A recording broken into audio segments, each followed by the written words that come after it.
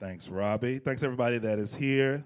I think we have a lot of new faces at Stereo Sessions today. I think we have TikTok to thank for that. So I finally figured it out. I think I was the last person to figure out TikTok. So if you are in the back, we've got some room up front. It's great for us to go ahead and get all in together, and it's great for the pictures too. If you know, go ahead and fill in. I appreciate that. We got to make sure we have a season 5. We want to have some pictures in our what they call it, the sponsorship booklet. I don't want to have to, AI some people into those chairs. This is season 4 of Stereo Sessions, and it's funny. I got so many people that hit me up like, man. Why don't nobody ever tell me nothing about events like this? Like, man, we've been doing this for 4 years right here at the Listening Lab. It's free. So if you know somebody that is into an event like this, we can continue to grow it. So let them know they can go to stereosessions.wyxr.org or reach out to us at WYXR to continue to be a part of this experience. And you can check out a lot of our past Stereo Sessions over the last few years online on our Stereo Sessions domain page and also on YouTube. There have been a lot of great ones, a lot of incredible records. If this is your first time, make some noise, wave your hand. I'm really excited and humbled by that, so thank you so much. It's always kind of a deep exercise each year to consider records that will fit for this series. We pick 6 each year, and I want them to represent an expansive idea of Memphis music. We're the home of soul, rock and roll, and blues, but we're more than that in so many ways. And as a record collector, as a DJ, as a music journalist, and as a program manager at this station, my lexicon of Memphis music continues to grow just by having conversations with all our volunteer DJs, by going out and I mean, in the almost 5 years that we've been on air, there have been some incredible records that have come out that we've already missed just from being so busy in our daily lives and dealing with the pandemic and all of that. And so we're honoring this legacy of Memphis musicians who are sometimes overlooked. I love my Al Green. I love my Otis Redding. I love my Ann Peebles. So many. But there are so many folks who deserve that recognition. We had the Dowd Awards earlier last month. We celebrated some of these folks. They're in our churches. They're in our schools. They're in our grocery stores. They walk by us every day. I mean, I'm here in Crosstown. I walk by these people every day who have made some of these incredible musical statements. And, when we were devising this thing a few years ago, it was like, these are the records that only come up in green rooms when musicians are having conversations about what inspired them to push boundaries. And so I think this is a record that I've been excited to do for some time.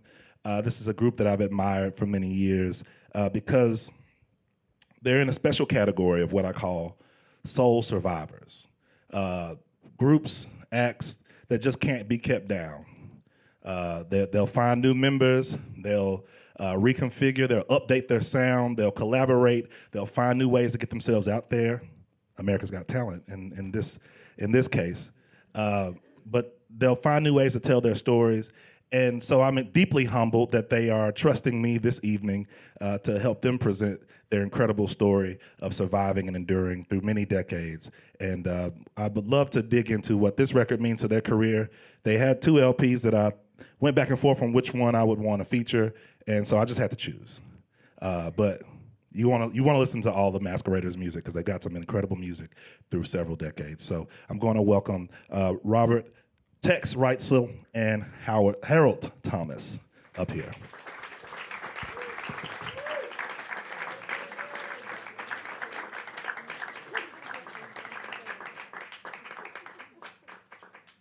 Hey, how y'all doing? During the COVID pandemic, we couldn't work, so I had to go find me a job. I ain't got nothing against work, but the reason why I'm in that wheelchair is because on the job that I got ran over by a forklift. Broke my leg, but I'm alive, and I'm thankful for that. I just wanted to let y'all know what was going on since you saw me in the wheelchair, okay? All right. So, y'all have an incredible story, and you know, I try not to belabor too much of it on this front end, but you've been through so many iterations, even different names. People have splintered off from the group, and I think you may be one of the better examples of an artist that we've had here that isn't necessarily from Memphis, but is of Memphis, but you're of many different places as well. So can we start with the beginning of the Masqueraders stories? Because I know that that isn't the original name of the group, and you all are from Dallas, Texas originally, is that correct? Yeah, we're from Texas. I needed my cowboy hat too. I could have planned that out a little better. I knew better. I made this hat. He has a couple I made for him. I don't know where he didn't wear it, but the hats that you see us with, I made them. You know, we're blessed. We started singing in Dallas back in 1957, and we started in elementary school. So Harold didn't come along till later on, but he was living in Paris, Texas, while we were forming the group. The first group that we were a part of that we formed was the Stairs, and we call ourselves the Stairs because of the height, the difference. You know, we're like stair steps.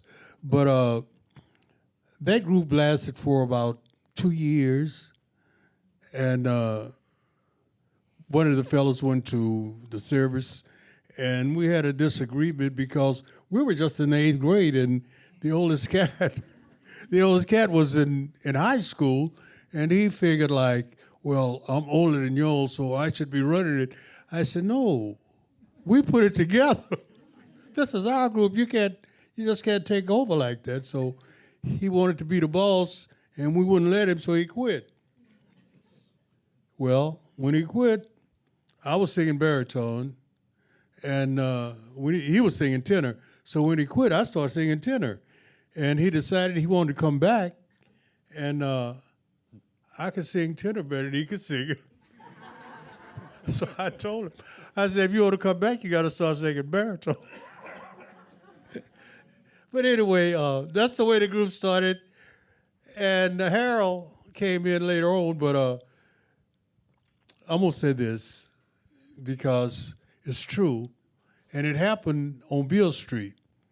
I'm jumping ahead of the whole thing.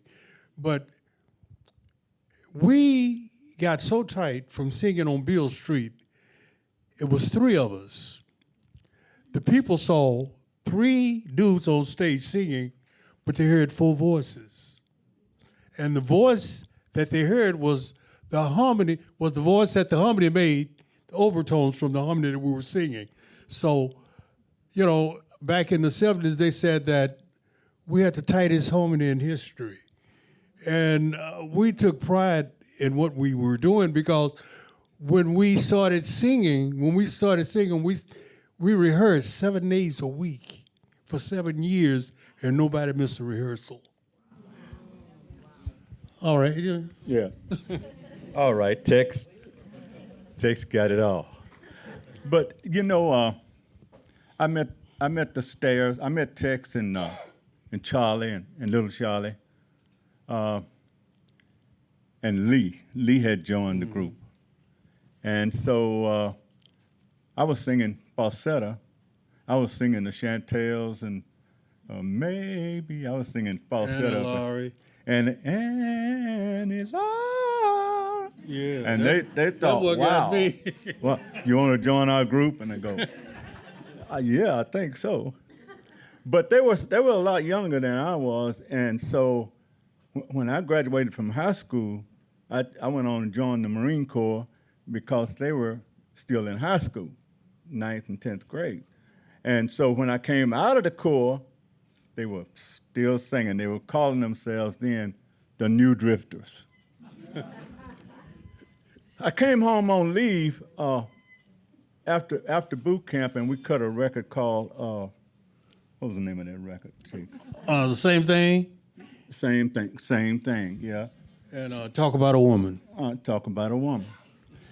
And so we decided to change the name of the Stairs to the Masqueraders. And because we could sing almost any group's song Yeah. and sound as good or better than they were. So we decided to name ourselves the Masqueraders, right? Let me ahead. let me add this. When we were the New Drifters, we were masquerading as the group, the Drifters. Nobody knew any difference because back during that time, you know, everybody didn't have TVs. They did, so they had never really just seen the artist, so we could be whoever we wanted to be. We were the Temptations. We were everybody, you know, because of the harmony. Wasn't nothing we couldn't sing.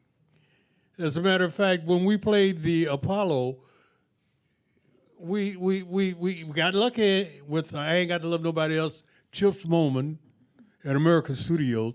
But anyway, when we went to be rehearsed or to get ready to do the show, to rehearse with the band, the cat said, "Where are your lead sheets?" And we said, "What's that?" Because we sung a cappella. We didn't know anything about it. It hadn't been that long since we were singing under the street lights. You know what I'm saying? So he said, "Hey, man, I tell you what, I know you sung, but I got to rehearse with these other folks that's on the show. And I'll put your songs together. I'll do your lead sheets, and when y'all come back, y'all can go on." So we said, okay. When you go to the Apollo, at the top, that's where they put the PLs. We were all the way at the top. Our name was like this on the marquee. And we went to the hotel and we came back and we went upstairs and got dressed and we were on our way back down. They started playing the song before we came down the stairs. Ladies and gentlemen, the Masqueraders. We ran out on stage, and I don't know what they was playing. It wasn't our song. So we looked at each other, and they will boo you off the stage at the Apollo. They booed off Smokey Robinson and the Miracles. They booed off the Temptations, and they was finna boo us off. I said, "Hey, wait a minute, hold it. We don't need no music." And we sung a cappella, got a standing ovation, and the next night, our name was right next to the headliner, and he didn't want to go on. Go there. Well, anyway, when I was discharged from the Marine Corps, I've been traveling around the world. So there was a friend of ours that was doing some traveling around too. So he had been in Detroit. And he had set us up a audition at Motown. And that was right up our alley. We figured, man, we can be just like the Temptations or the Four Tops, right? So we got our little change together, and it took us a while. But when we flew to Detroit, go ahead, take. Plane fare one way. We didn't know nobody in Detroit. Go. We thought we were good enough that if they heard us, that they was going to take us, and that we didn't need no more money. But anyway, we got there, and when we caught a cab to Motown, when we got there, Motown had moved to L.A. They had the receptionist was there, and a couple of guys. One of the guys that wrote "What Becomes of a Broken Heart," he was there, but we didn't know he was a writer. Anyway, he said, "I'll audition the Masqueraders," so he did, and we did a cappella. We did the Temptations, Four Tops, the Contours, the Smokey. We did everybody, and when we finished, he says, "Fellas," he says, "I just want to be frank with you." He said, "Groups like you guys come a dime a dozen. We can't stop writing for the Temptations and the Four Tops and write for the Masqueraders." And that was it. So we walked out of Motown singing, "It's a Lonely Town. It's a Lonely Town." But when we hit the ground, there was a guy ran out behind us. He said, "Man," he said, "don't you guys be discouraged." He said, "Y'all, they having a record hop down at the 20 Grand Theater." He said, "If you go down there tonight," he said, "tell the disc jockey that you're guys from Texas and you want to sing it." So that's on our way down now. We saw a microphone in a picture window as we were headed to 20 grand. And we decided to go up and knocked on the door, and a guy came named Ted Harris, and he says, oh, yeah. He said, we're the Masqueraders from Texas. He said, well, come on in. He said, let me hear what you got. And he set up a microphone, and we did a cappella, the same thing, Temptation. We did all of them, and some old school music. And he says, man, he says, my boss is out of town. He said, but when he get back, he said, I want him to hear this. He said, I know he wants y'all. So anyway, we went on down to the 20 grand, and we talked to the disc jockey, and he says, okay. He says, y'all said we got the Masqueraders from Texas, and we had in that time we had some mask on, and they thought Masqueraders that's gonna run. Man. When we got through singing, they threw so much money on the stage. Man. They threw money on the stage. We didn't have to worry about no money for a week. Let me ahead. add. When we left Motown, we were out of it. Here we are in Detroit. We don't know nobody.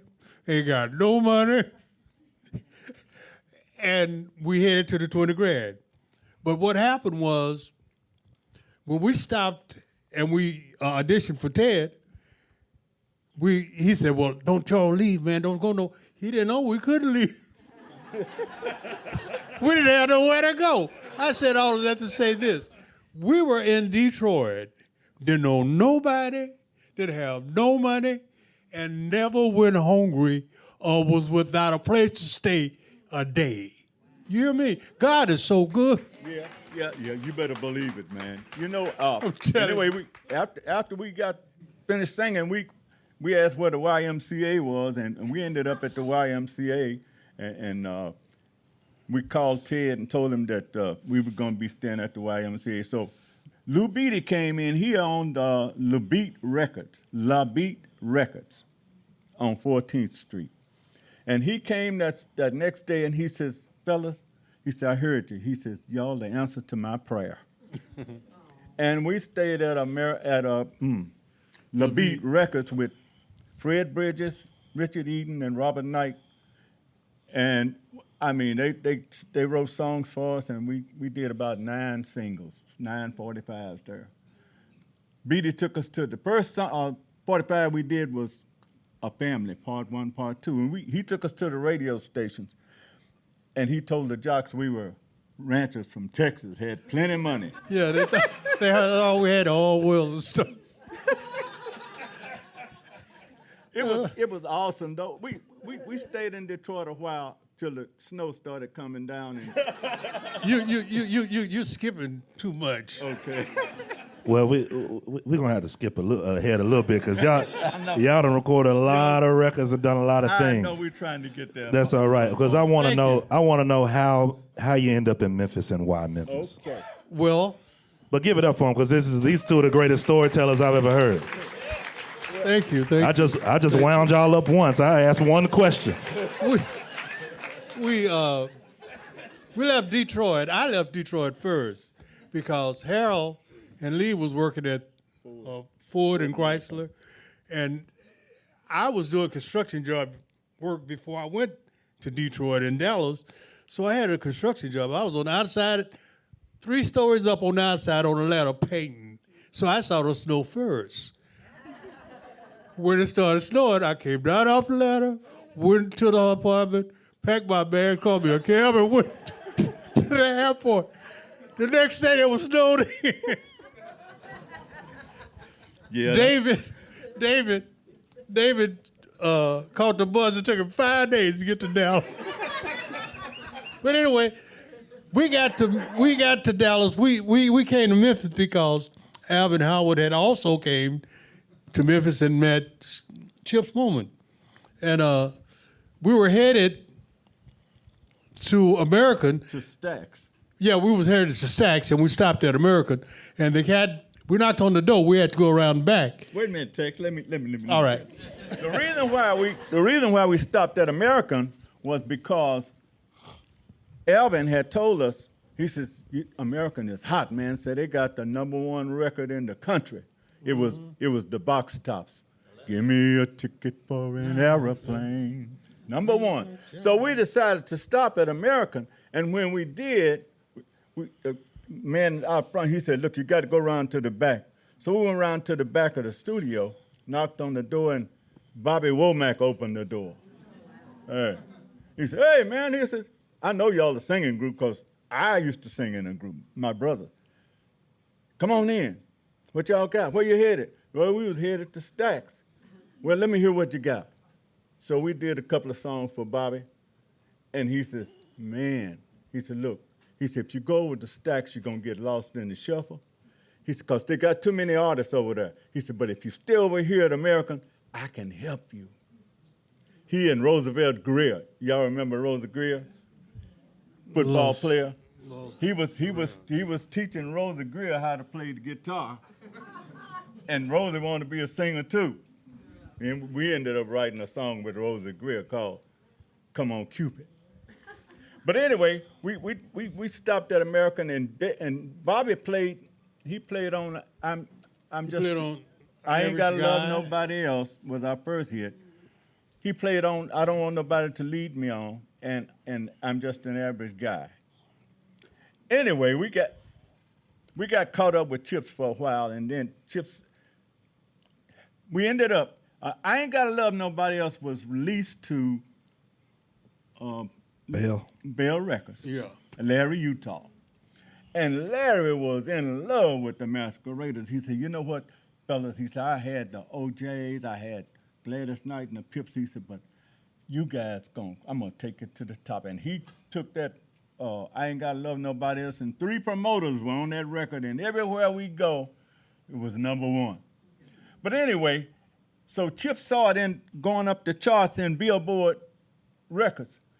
And I think one of the musicians said, hey, Chip said, the Masqueraders going up the charts. He said, he got on the phone, called Larry. Larry, he said, I want to put the Masqueraders on my label on the next release. Can you imagine that? His label was AGP, unknown. And so when he called Larry and told Larry that, Larry was upset. He told his promoters, come off of it. And it stopped at number 57 in the Hot 100 in Billboard. With a bullet. Yeah. It stopped and sat there about 3 weeks, and then it started falling back out. But anyway, we was kind of upset with Chips. And when our contract expired, because Chips had told us, look, if y'all get with me, I'll put you in a suede Lincoln. That's what he said. We believed him because they had the number 1 record in the country. We didn't know that Dan Penn had produced it. But anyway, after that, we went back home and we met Darryl Carter. Darryl Carter was at American. And he had moved over to Willie Mitchell's studio, High Records. And he says, hey, man, he says, look, he says, what are y'all doing? I said, nothing. We just cut a couple of songs on our own. He said, well, if you come, me and Papa Willie will cut you. So we came to Willie Mitchell's studio, and we cut a couple of 3 songs with him. Al Green got hurt, and the whole thing stopped. So we didn't know what we were gonna do then. There was a lady there, she says, look, she says, if y'all want to, you can stay at my house, because I got a great big house, nobody's there but me, and you don't have to pay anything, but just let me book you, because she had a booking agency called Four Pals. All right? All right, so anyway, we're getting there to everybody want to live on. Yeah, how we get hooked up with Isaac Hayes? Okay, yeah. We're getting right there. Because we got to listen to the record too now. There's an interview portion, then a listen to the record portion. We went to Laura Mims' house, and we stayed there. And while we were staying there was a lady that was living down the street when Mickey, who played in the Isaac's band. Mickey Gregory? Yeah, Mickey Gregory. He didn't go to Hawaii. He stayed back as a security guard for the studio. And so when I met Mickey, I said, hey, Mickey, I said, do you think Isaac would mind if we wrote some lyrics to one of his music? And Mickey said, what is that? And I said, I don't know the name of it. I said, but they play it on the radio, and it is really nice. Anyway, Mickey went and got all the albums, brought them back, and he played them, and there it is. The name of the record song was Now We Are One. It is beautiful. Matter of fact, I got it in my bag. That's right. Now We Are One. So Mickey said, okay, man, said, let's write it. Let's write the lyrics. So we sat down, and we had a little wine, a little beer and stuff, and we trying to come up with the lyrics, and Mickey said, hold it. I got the whole thing. He says, Honey Ann's on the phone, and she says the party's on. Does she know what this means? Now we are one. You got it? I mean, so Mickey was excited. He said, man, let's do this. Let's do this. I'm gonna go call Bubba, man. I'm gonna call Bubba. That's Isaac's. So we went down to the studio, and he put the track on, and we started singing and put the voices, background, and the lead sing on in it. He got on the phone. Hey, Bubba, listen to this. He played the song to Isaac. I go, man, who the hell is that? He said, the Masqueraders. Isaac said, you talking about I ain't got to love nobody, I'm just an average guy masquerading? He said, yeah. He said, I want them, man. I want them. That's how we got with Isaac. So when Isaac got back, he took us out of the house and put us in the hotel. There was a hotel over there. The Holiday Inn, as a matter of fact, for a year. Yeah, he put us in the Holiday. He put us in there, and he said, look, you can eat downstairs, everything. He said, don't put no liquor on the bill. And so when he got back, he gave us a piano, and we started writing. Call Me the Traveling Man. We wrote all of our songs except one was Carole King's song. Yeah.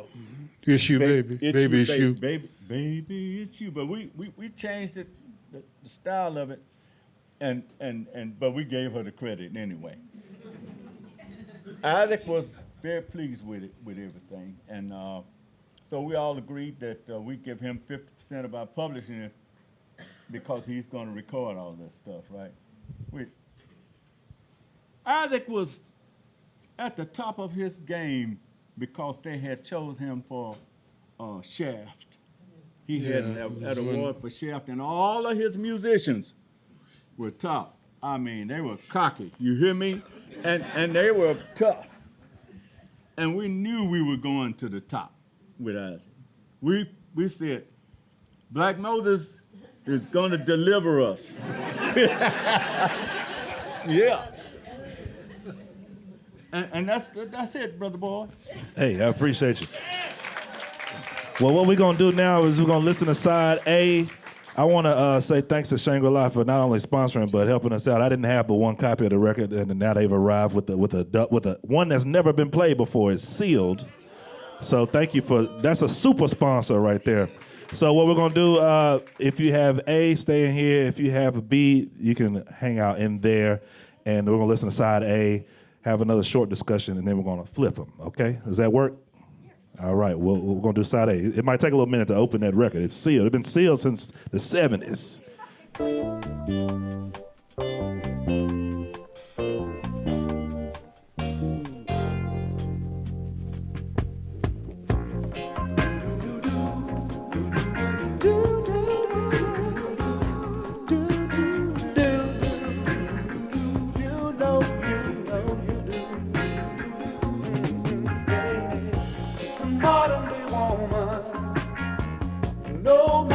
Society, the modern day woman, no matter what nationality, she wanna be loved, just wanna be loved,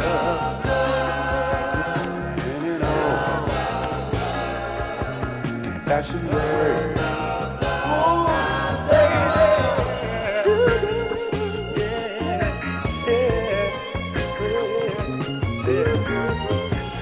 Modern woman needs some attention sometimes. She needs some loving affection, to give her peace of mind. She wanna be loved, just wanna be loved, She wants to be loved, and in old fashioned way.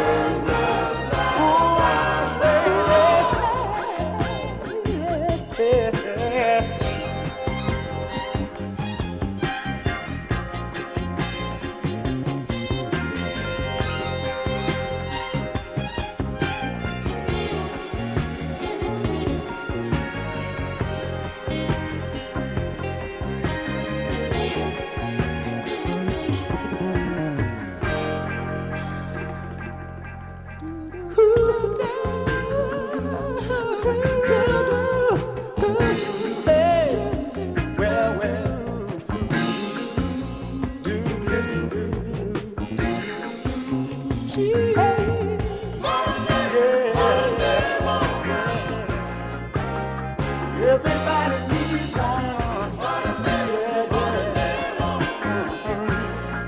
You see, there's somebody.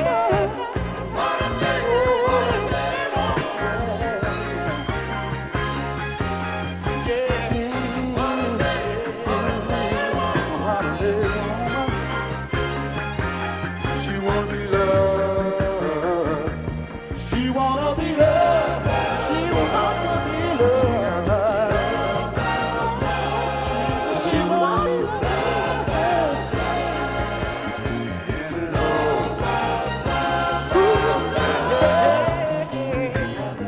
You know I love you. You know I love you. You know I love you. You know I love you. You know I love you. I'm so proud of her. Girl, I can't jump. All I got was you. For as long as I was my baby, my girl.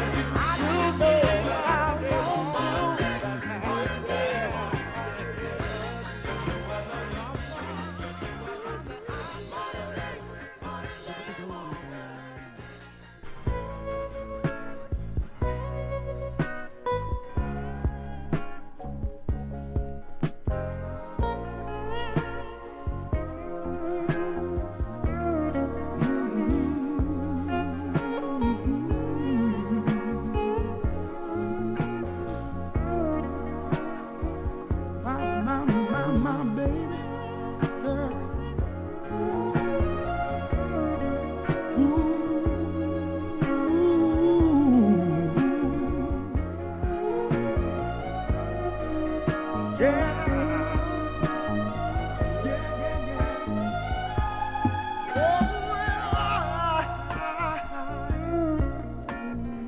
I didn't fall in love with you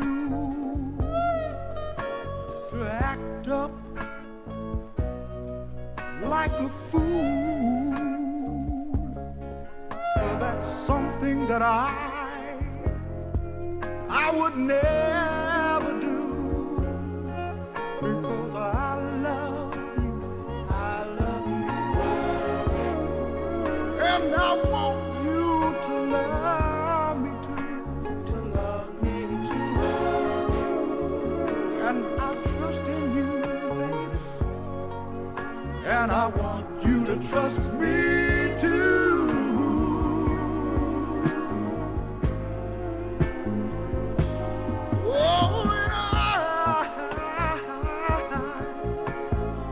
I know that all in love is fair, but love ain't going nowhere,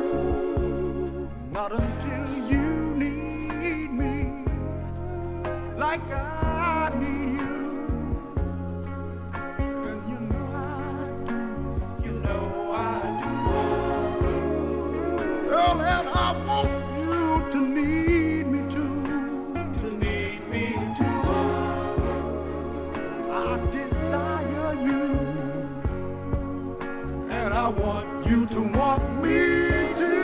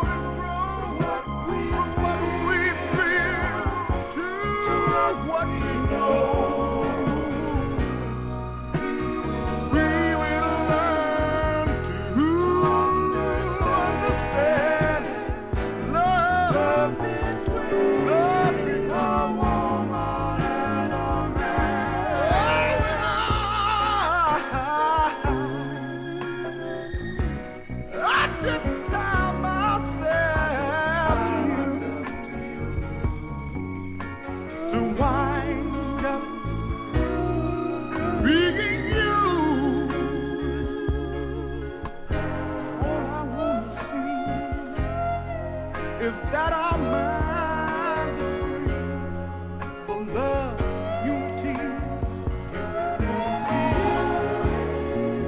oh, that's the way that it's supposed to be. I really wanna be with you, and I want you to be with me.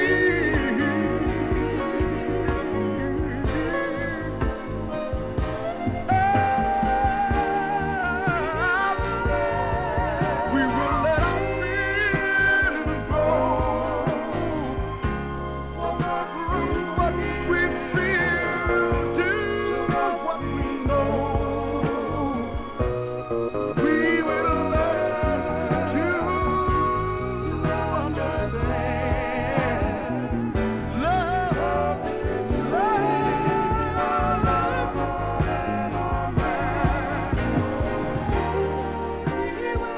we're gonna let our feelings grow and grow. From what we feel to what we know, what we will learn to understand. Love,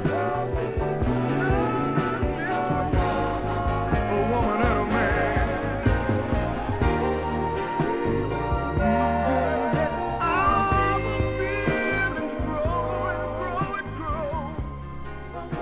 How did it sound in the smaller room? Did it sound good? All right. Awesome. I just like to say a little something about that Yeah, go ahead. album that you just heard. It's really never been played. Isaac went bankrupt in '77. That was the second album. That's the second album that we had cut. We cut 2 albums with Isaac. The first album, Call Me the Traveling Man, was released. Everybody Want to Live On. Traveling Man was released, and it hit the charts. But after that, he went bankrupt, and all of our music got caught up in that bankruptcy. And it only came back to life when we appeared on America's Got Talent in 2017. They heard about the Masqueraders from America's Got Talent, and so Concord released that album over in London. Hello. And that's the truth. Our music really haven't been heard by the masses. I mean, it's good music because Isaac and his band were top dollar musicians at that time. And we just happened to come along with and met Isaac through Mickey Gregory, who said, I got the whole thing. He says, honey, Ann's on the phone. And she says the party's on. does she know what this means now that we're one? And we went down to the studio and put it down on the, and he got on the phone, called Isaac up. Bubba, listen to this. And Isaac said, man, who is that? He said, that's the Masqueraders. He's talking about the Masqueraders did. I ain't got to love nobody. I'm just an average guy. He said, yeah. He said, I want him, man. And when he came back, when Isaac got back from Hawaii, he came to the house and got us and put us in Holiday Inn for life. But the musicians were great. We had Lester Snell.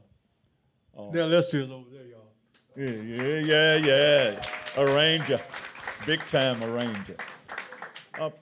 We loved the musicians and they loved us. And we thought we would, like I said, we had already said Black Moses is going to deliver us, because Isaac was Black Moses at that time. But when we got with him, we thought, this is it, man. But his bankruptcy knocked us down, and our music was shut for 30-something years until we hit America's Got Talent, and they decided to release that. Harold, let me say this one thing, because when we were in Detroit, we cut, about 9 songs, right? Mm-hmm. Not knowing that the people in England was listening to our music. We are superstars in England. Oh, yeah. Look, I'm telling you, Northern Soul. The first time we went to England, man, people were standing in line, kissing our hands. I'm saying, and then you go in the pub, everybody in the pub want to buy you a drink. So it's about 100 people in the pub, and the cat say, hey, Tex, let me buy you a drink. I got the next, I said, no, you don't either. I can't drink all that. I stopped drinking. Oh, man, but God has been good, and we're still alive. We're still alive, So, Go ahead. Yeah, I just want to say this right. Get this in there. How we got to England was one of the record guys from Northern Soul, he was looking for some old 45s. And he came to a record shop that was next to I had a beauty salon. Tex and Randy had a beauty shop called Midas Touch. And he came, the record shop next door to it, and this one of the England Northern Soul guys came in, and he saw our album cover up on the wall. And he said, the Masqueraders, man. My favorite group. And Gus said, one of them This is one next door. That's how we got to England. They brought us to England twice. One to Northern Soul and one to Wales. And we went back. We've been to England 3 times. Oh, 3 times, yeah. what was the impetus of the decision to go on America's Got Talent, to share your story and share your music for a new generation? We had been idle for a while, because we lost. It was just 3 of us, and we were singing on Beale Street. They let us go on Beale Street because the manager said, "Well, look, man," he says, "we're gonna have bluegrass up here instead of you guys, so on, so I'm gonna have to let y'all go." So we were just kind of idle. Another guy came. I was driving a school bus, and one of the school bus drivers says to me, "I know somebody that needs some background. So you think y'all could do some background for gospel?" I said, "Yeah, we can do some background for gospel." And so I called Tex, and we got together and we started doing some background for gospel. All right, this is what God really kicked in on us. And we didn't ask for no money or nothing. We were just ready to sing, Come on, man, let's do it. And the guy said, well, we ended up doing one of our songs, our gospel songs, and the producers. Go ahead, Tex. Okay, we went to do the background. But on the way, I was telling Harold, I said, hey, man, when I was in Orange Mountain, I used to help a lot of kids, and I used to keep them out of jail. I'd get people out of jail because I'd give them jobs. But anyway, I was telling Harold about this particular dude, and when we got to the church, the dude at the church was a pastor. He was a pastor of the church, the one that I was telling him about. I'm saying, wow. And the first thing that came out of his mouth, he said, if it hadn't been for this man right here, I'd been in jail. Yeah. God is good. And right after that, we didn't finish with the songs because one of the producers, he wanted us to do one of our songs and one of the other guys' songs. And the other guy said, well, ain't nobody going, if I can't do both of my songs, I'm not going to do. So we said, let's get out of this. So we left. And Let me say this. First of all, they was treating us like we were peons. They didn't know we could sing. The first time that they saw us after we left was about a month later. We on national TV. I haven't seen that guy. I've been looking for him ever since. They didn't know we could sing. They were looking for somebody to put with us. We don't need nobody. And if we do, we'll find them ourselves. But that's what happened. we decided, text him, he said, man, America's Got Talent's coming to Memphis. What do you think? I said, let's do it. Let's go do it. So we went down there that Saturday to audition for America's Got Talent. And it was about 4,000 people down there. And we had stayed all day long. And Sam was a lead singer. He was driving a bus at night over FedEx. So he was wore out. We were waiting around there for him to call us audition. And it was about 4 o'clock. And Sam done went outside. Tex went out and got him. Come on back. I said, look, man, I said, you know what? I said, many a failure turn about when he might have won had he stuck it out. Y'all know about that? Don't quit. And we came back. Soon as that happened, the people started saying, all right, all of the singers over here and all of the musicians, the comedians over there, they called the Masqueraders. And we went in. And we did a cappella, Change Gonna Come. And the girl said, wow. She said, y'all sing a cappella? I said, no. I said, I got a track right here. Lester had put our track together for us. So I gave her the CD, and she put it on, and we hit it again, and she was blown away. She said, wait a minute. Come on, let's go down here. I want some more of our people to hear you. And we went down and sang for them, and they go. Yeah, we did a concert. She said, I can't promise you nothing, but, man, this is the kind of energy that America's Got Talent needs. And about 2-3 weeks later, they hooked us up. Yeah, we were like 72 years old. We were the older people. But I'm telling you, God is so good. I'm 81. And I used to get on stage and I said, I'm the youngest, I'm the kid in the group. Because they older than me. And I didn't know some of these old songs. They taught them to me. But we had a ball, and we're still having fun because when God gives you something, can't nobody take it from you. And he gave us these voices, and man, I love singing. I used to tell the folks on Beale Street, I do this for free. And Harold said, don't say that, Terry.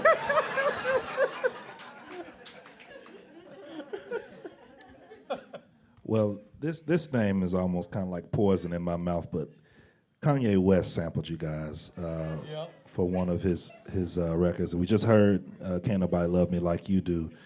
For one of his early mixtapes, he used that for a beat. When did you guys become aware of that, and has it been any tangible benefit, do you feel, to your career? We haven't got a dime. But you know what? He even rubbed it in our face because on the end of the song going out, he speeded it up. We sound like Chipmunk, but it's us singing on our own record. But no, we haven't gotten a dime off from that yet. But ain't no statute of limitation on that. So whenever we get somebody to go take care of it, he gonna have to pay us. But he wasn't the only one sampled. Missy Elliott. We had a whole lot of folks. I got a list like this of people that sample all our music. As a matter of fact, I was looking on YouTube, and it's a group band, white band. I ain't got to love nobody else. Man, they singing that song. And then I saw another cat in a Cadillac playing Average Guy. So they love our music. We bless, and we're still here. And it ain't, the only time it's too late is when they're throwing dirt in your face. You know what I'm saying? They're not throwing dirt in my face yet. But you know, when we hit America's Got Talent, and Simon, we had already picked Texas to talk because he likes to talk. Simon said, "What made you guys decide to come on America's Got Talent?" Because we were the old guys, right? I mean, all young people like 20s, teenagers. And here we were. I was 76, and we all up there, and he asked Tex, "What made y'all decide to come on America?" Tex go, We never stop dreaming. "We never stopped dreaming." No, And I'm still he's right. dreaming. And he's right. And it's about the dream. It's about going, you know, having that dream in your head where you want to go somewhere, and it keeps you going. I know it does. Let me say this. 81 years old. Harold, 83? 83, yeah. But anyway, when you sing as long as we've sung, you learn how to bend notes. You know what I'm saying? You know how to put them right up. Man, we're better than we ever been in our lives. God, sometimes I just say thank you, Lord, because it comes with time. That just don't happen overnight, and that's all I ever wanted to do was sing. When I leave here, I want to be singing, y'all. One more thing, Tex. One more thing I want to say. At one point in our life, we decided to quit smoking and quit drinking because we wanted to sing. We wanted to make it, and in order to do that, we had to stop messing around with our voice. We had to stop smoking. We had to stop drinking, and we did that, and we still have those voices. I mean, like Tex said, we really can blow right now. Yeah. What's your name? Oh boy. Oh, they say they want to hear a little something. So here's what I'm going to do. I want to thank our sponsors one more time, and I want to thank these soul surviving legends here, the Masqueraders. It's been truly a pleasure and an honor and a treat. Thank you.